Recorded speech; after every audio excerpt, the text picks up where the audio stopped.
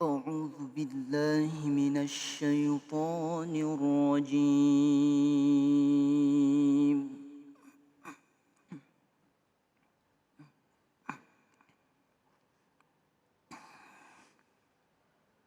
بسم الله الرحمن الرحيم.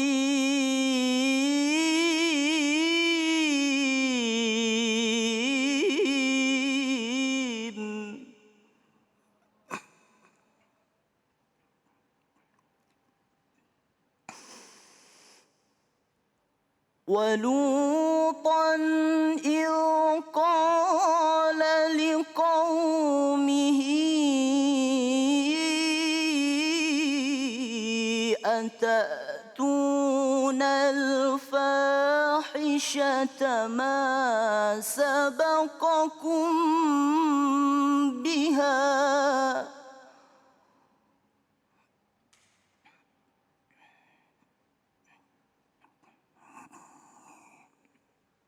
ما سبقكم بها من أحد من العالمين.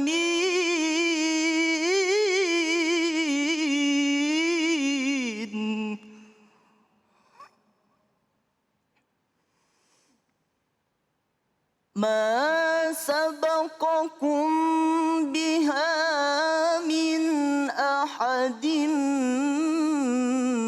من العالمين.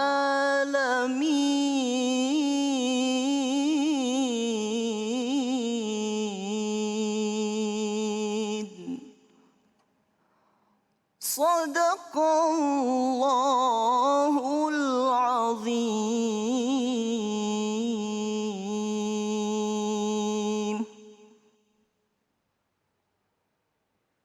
Bismillahirrahmanirrahim.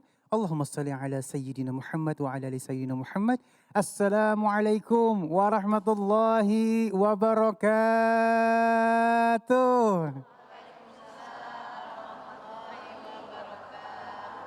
Senang sekali saya Ali Zainal bisa menemani pemirsa semua di rumah dan yang ada di masjid dalam cahaya hati Indonesia. Masya Allah ya.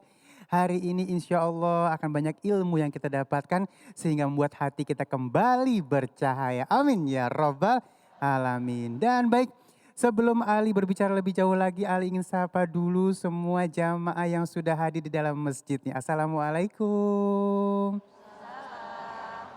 Sehat Umi semuanya. Makasih ya sudah sampai di sini. Mudah-mudahan perjalanan Umi dari rumah, make upnya, pakaiannya semuanya dinilai pahala oleh Allah Subhanahu wa taala. Dari majelis taklim mana ini? Daerah mana tuh? Bogor ya. Aduh Masya Allah, berkah insya Allah. Dan baik, pemirsa yang dirahmati Allah Subhanahu wa taala, ada 3 tema yang akan kita angkat pada kesempatan kali ini. Kamu yang berbuat, semua kena getahnya. Yang kedua, hati wanita bagaikan kaca. Dan yang ketiga, ketika galau ya, ketika hidup galau dan kehilangan arah. Ini tema-tema yang sangat luar biasa. Dan pemirsa di rumah, sebelum kita sapa guru-guru yang dimuliakan Allah Subhanahu wa taala, ada protokol kesehatan yang akan kali sebutin ya. Tetap menjaga 5M dengan mencuci tangan, menggunakan masker, menjaga jarak, menghindari kerumunan dan membatasi diri untuk bepergian. Kalau nggak penting-penting amat, di rumah aja. Dan insya Allah nanti kita akan bertemu dengan guru-guru kita yang dimuliakan Allah Subhanahu wa taala. Kiai Haji Fikri Haikal MZ, Ustazah Lulu Mutaza, dan Ustadz Mohai. Dan nanti akan ngaji yuk bersama guru kita yang dimuliakan Allah Subhanahu wa taala, Ustadz Munawir Ngacir. Dan langsung aja kita akan masuk ke dalam tema kita yang pertama, kamu yang berbuat semua kena getah maksiat. Bersama guru kita yang dimuliakan Allah Subhanahu wa taala, Kiai Haji Fikri Haikal MZ. Allahumma salli ala Sayyidina Muhammad. Assalamualaikum warahmatullahi wabarakatuh. Waalaikumsalam warahmatullahi wabarakatuh. Alhamdulillahi rabbil alamin. Wassalatu wassalamu ala asrafil anbiya'i wal mursalin. Sayyidina wa maulana Muhammadin wa ala alihi wa sahbihi ajma'in, amma ba'du. Yang mulia para ulama, para kiai, para habaib, para asatiz dan asatizah, ibu bapak, saudara-saudara, para pemirsa yang saya cintai. Manusia adalah makhluk pejuang. Dari dia bangun tidur sampai tidur lagi, bahkan dalam tidur pun dia masih terus jadi makhluk yang berjuang. Apa buktinya? Setiap kita ketika bangun dari tidur sudah dihadapkan dengan dua pilihan. Baik dan buruk, putih dan hitam, hak dan batil. Tiap saat dalam kehidupan kita berjuang dengan dua hal tersebut. Antara baik dan buruk, hak dan batil, putih dan hitam, celaka dan bahagia. Tetapi setiap pilihan kita tentu ada konsekuensi dan resikonya. Amal soleh yang kita lakukan, itulah pilihan kita, punya konsekuensi dan resikonya. Apatah lagi kalau perbuatan kita pilihannya jatuh pada amalan-amalan salah. Tentu resiko dan konsekuensinya lebih besar. Segala sesuatu pasti ada sebabnya. Kesalahan, kemaksiatan, kemunkaran yang kita lakukan, kebatilan yang kita kerjakan, punya resiko dan punya konsekuensi lanjutan. Dari sisi kita yang berbuat salah, tidak menemukan ketenangan dalam hati kita. Karena sebagai seorang manusia, nurani paling dalam ketika kita melakukan perbuatan salah, hati sudah menolak, hati sudah memberontak, dan hati nurani mengatakan perbuatan ini adalah perbuatan salah. Maka tidak tenang. Dampak yang lebih luas adalah datangnya musibah yang diturunkan oleh Allah Subhanahu wa taala kepada hamba-hambanya yang melakukan kemaksiatan, kesalahan dan dosa. Belajar kita dari sejarah, misalnya umat-umat terdahulu mereka diberikan musibah, dihantam dengan berbagai macam bencana. Itu karena memang mereka memilih perbuatan salah, perbuatan dosa, perbuatan zolim. Dan konsekuensinya selain tadi saya katakan hati menjadi gelisah, Allah turunkan bencana di tengah-tengah mereka. Na'udzubillah, summa na'udzubillah.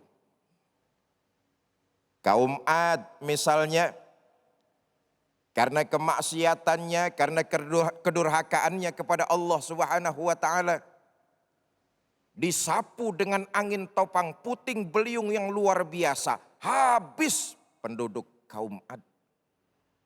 Kaum Samud misalnya, karena pembangkangannya kepada Allah,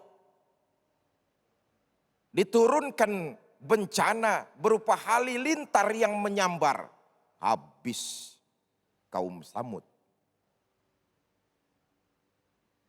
Kaum Nabi Lut di negeri Sodom, karena kemaksiatan yang mereka pilih, karena perbuatan salah yang mereka kerjakan, Allah timpakan kepada mereka bencana. Apa bencananya? Dihujani dengan batu. Habis penduduk Sodom meregang nyawa karena kemaksiatan yang dipilihnya.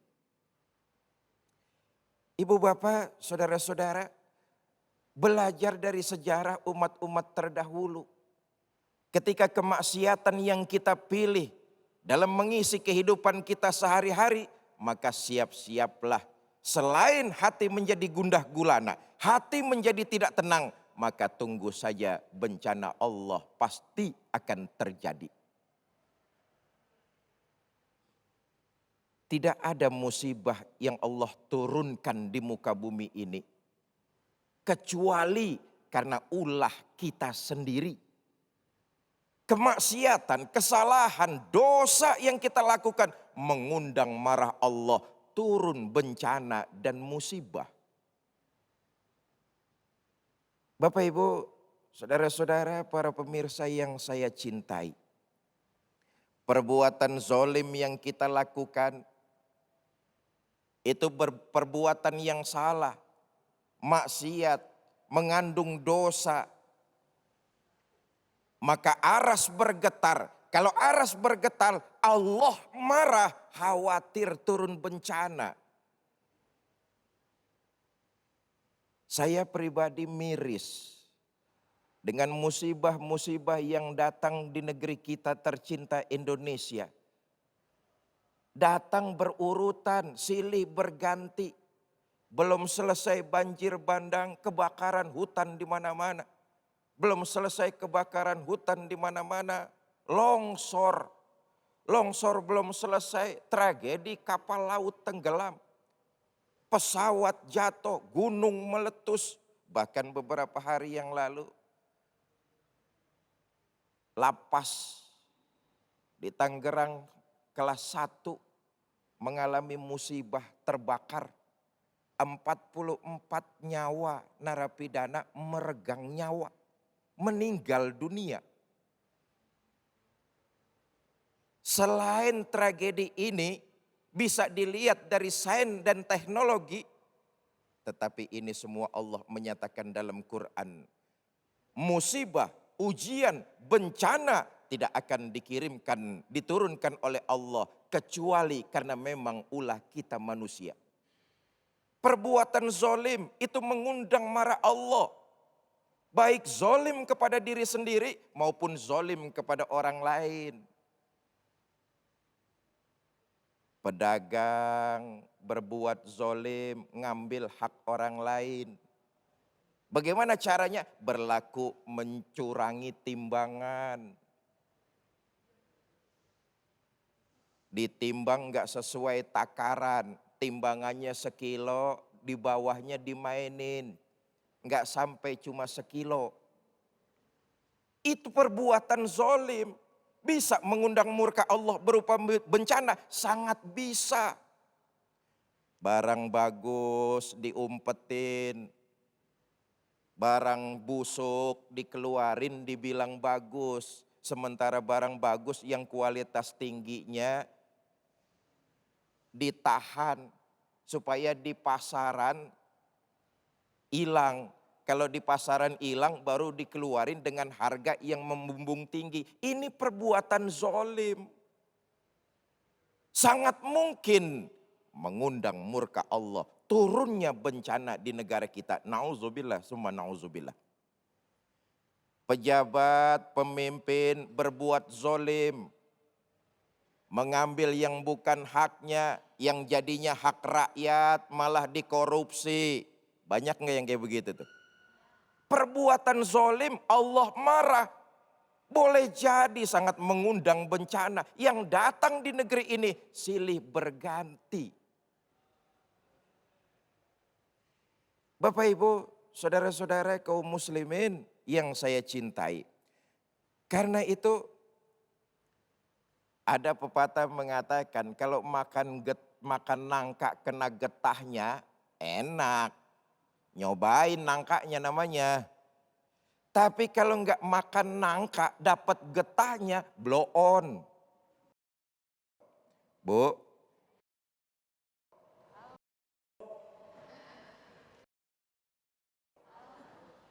Boloho. Boloho tuh minum es ditiup, bloho tuh. Kalau makan nangka kena getahnya pantas, tapi kalau enggak makan nangka kena getahnya, ini kurang ajar. Karenanya saya ingin berpesan kepada pribadi, khususnya kita semua rakyat tercinta Indonesia. Islam adalah agama yang amar ma'ruf nahi munkar.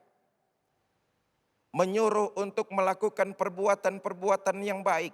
Dan mencegah dari perbuatan-perbuatan yang munkar. Kenapa? Perbuatan munkar bisa mengundang marahnya Allah. Kalau Allah marah, turun bencana yang silih berganti tadi saya katakan tersebut. Karena itu memang tugas kita.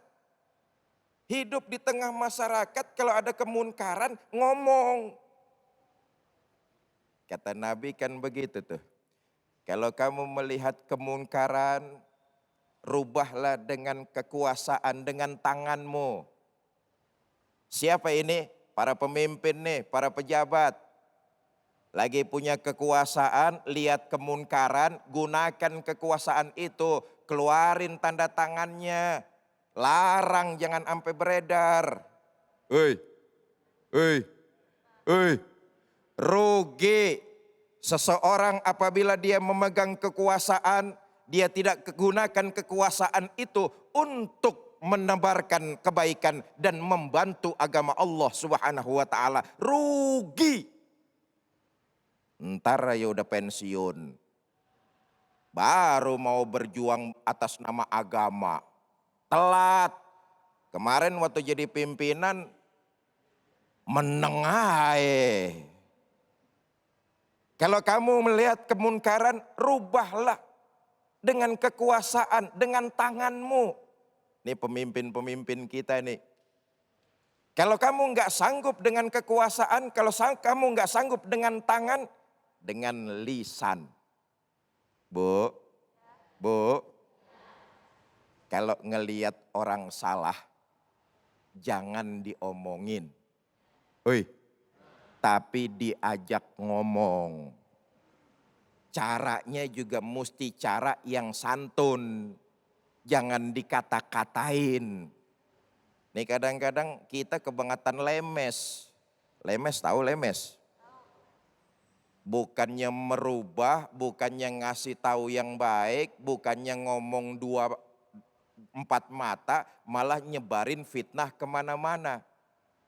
Kalau kamu melihat kemaksiatan, kalau kamu melihat kemungkaran, rubahlah dengan lisanmu. Bagaimana caranya? Ajak ngomong berdua dengan baik-baik. Mbak Yu, perbuatan Mbak Yu nyuwun sewu salah ngono loh. Sebab kalau Mbak Yu terus-terusan berbuat salah, saya khawatir Allah marah. Kalau Allah marah nanti turun bencana yang modar bukan cuma Mbak Yu saja. Saya ikut modar. Loh, bencana begitu loh. Kalau Allah sudah marah turun bencana alam. Yang mati kan bukan cuma yang berbuat salah. Tapi semua orang termasuk yang tidak berbuat dosa ikut mati. Kalau enggak sanggup juga dengan lisan, diam.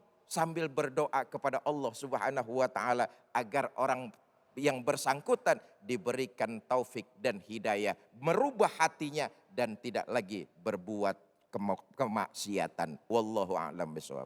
Masya Allah, terima kasih guruku yang dimuliakan Allah Subhanahu wa taala, Kiai Haji Fikri Haikal MZ. Dan semoga memotivasi kita untuk kita tidak melakukan kesalahan ya. Kadang-kadang kita melakukan kesalahan bisa berimpact ke orang banyak. Naudzubillah min zalik. Dan baik, kita akan masuk ke dalam tema kita yang kedua, hati wanita bagaikan kaca, bersama guru kita yang dimuliakan Allah Subhanahu wa taala, Ustazah Lulu Mumtazah. Jangan kemana-mana, tetap bersama kami di Cahaya Hati Indonesia.